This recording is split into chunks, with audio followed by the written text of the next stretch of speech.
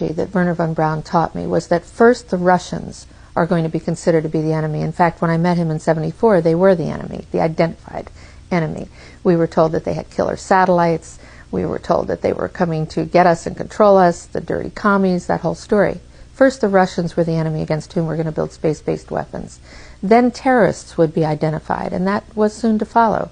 We heard a lot about terrorism. Then we were going to identify third world country crazies. We now call them nations of concern. But he said that would be the third enemy against whom we would be needing to build space-based weapons. And the next enemy was asteroids. Now at this point, he kind of chuckled the first time he said it. Asteroids, against asteroids we're going to build space-based weapons. So it was funny then. And the funniest one of all was against what he called aliens, extraterrestrials. That would be the final card.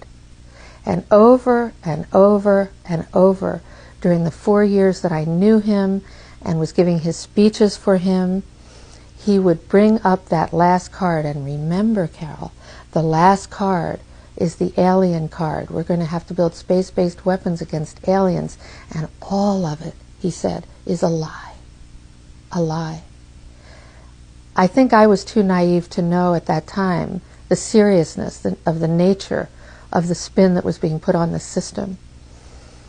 And now the pieces are starting to fall into place. We're building a space-based weapon system based on a premise that is a lie, a spin. And Werner von Brawn was trying to hint that to me back in the early 70s and right up until the moment when he died in 1977. What he told me is that there's an accelerated effort in place. He didn't mention a timeline, but he said that it was going to be speeding up faster than anybody could possibly imagine. That the effort to put weapons in space was not only based on a lie, but would accelerate past the point of people even understanding it until it was already up there and too late.